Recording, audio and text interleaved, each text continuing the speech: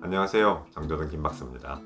여러분, 혹시 발바닥이 앞이 아프거나 발등이 아파요, 발끝이 아파요, 이런 기억 있으신가요? 자, 그 기억을 가지고 계신 분 중에 그런 분이 있을 거예요. 족저근막염 정말 안 나아요. 여러분이 생각했던 그것이 과연 족저근막염이었을까요?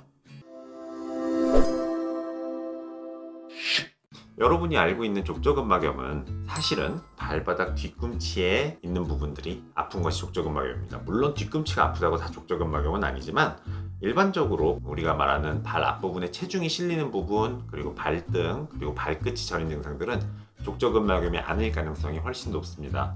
무엇일 가능성이 높냐면요, 지간신경종이라는 질환일 가능성이 높습니다. 지간신경종은 발 사이에서 발끝으로 내려가는 신경절이 있습니다. 이 신경들이 염증이 생겨서 부어오르게 되면 지간에 있는 신경이 부었다 그래서 지간신경종이라고 부르는 거거든요. 이 지간신경종인 경우에 발바닥면이 아프거나 발등이 아프고 발끝이 불편한 증상들이 있을 수 있습니다. 오늘은 이 지간신경종이 도대체 어떤 질환이고 어떤 식으로 치료하고 어떤 식으로 조심해야 될지를 알려드릴까 합니다. 첫 번째 지간신경종의 증상은 아까 말한 내용들이 다 들어있습니다. 발바닥 앞부분이 아프고 발등이 아프고 발끝이 아프고 이런 증상들, 그리고 찌릿찌릿하고요. 또 어떤 때 나빠지냐면 굽이 있는 신발을 신는다거나 발볼이 좁은 구두 등을 신을 때 더 악화가 됩니다. 여기서 팁으로 본다 그러면 족저근막염 같은 경우에는 아침에 일어나자마자 첫발을 딱 디딜 때가 으악 하고 굉장히 제일 많이 아프게 되고요. 지간신경종 같은 경우는 아침에 일어나서 디딜 때가 컨디션이 제일 좋을 가능성이 있습니다. 왜냐? 자극이 안 됐기 때문에 굉장히 좋은 컨디션일 수 있는 거죠. 그러다가 걸을수록 점점 나빠지고 시간이 갈수록 점점 악화되는 것들이 지간신경종의 특징 중에 하나라고 할 수 있겠습니다. 그러면 이 지간신경종은 집에선 도대체 어떻게 관리를 해야 될까요?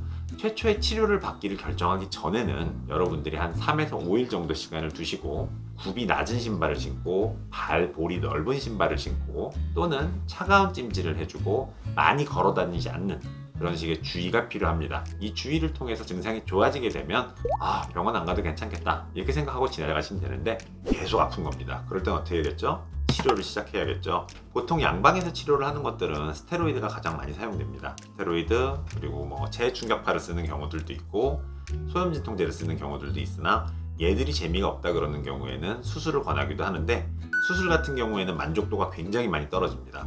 여러분, 수술을 하는 이유가 뭡니까? 극적인 만족도를 위해 수술하지 않습니까? 근데 지간신경종의 수술 만족도가 낮다는 거는 지간신경종에 대한 수술을 하더라도 굉장히 불편하든가 혹은 좋아지더라도 한계가 있다는 뜻입니다. 그렇기 때문에 병원에서도 많이 권하지 않게 됩니다. 그럼 어딜 가야 될까요? 한의원에 가실 수가 있는데요. 한의원에 가게 되면 침이나 약침, 농약침, 그리고 소염제로 쓰는 한약들을 처방을 하기도 합니다. 이런 경우에 치료를 하면 2에서 3주 사이에 정상적인 경우에 잘 좋아지게 되고요.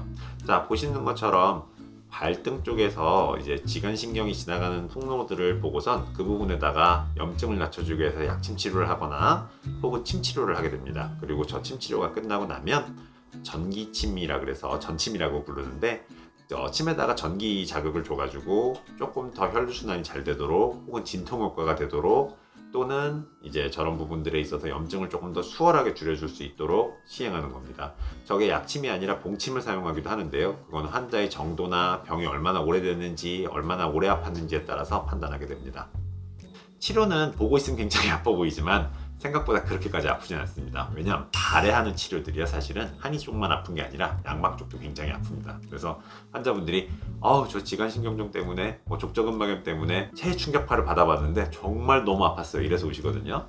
그러면서 뭐라 그러시면 침 치료 받으니까 그래도 훨씬 그거보단 덜 아파요 이렇게 말씀하시거든요. 한 번쯤 트라이 볼만 합니다. 그러면 여러분들이 이제 기억해야 될 것들 한번 간단히 정리해 드려 보겠습니다. 자, 첫 번째 뭐였죠? 굽이 높은 신발을 신지 않는다. 두 번째 뭐죠? 발볼이 좁은 신발을 신지 않는다. 세 번째 뭐예요? 많이 걷지 않습니다. 일단 이 세 가지 무조건 지켜주셔야 됩니다. 많이 걸을 수밖에 없습니다 라고 하시면은 네 번째 뭘 해줘야 됩니까? 차가운 찜질을 해주는 겁니다. 그리고 다섯 번째 뭐예요? 이게 과연 지간신경종일까? 족저근막염일까? 지방체염일까? 생각을 하지 말고 병원에 가는 겁니다.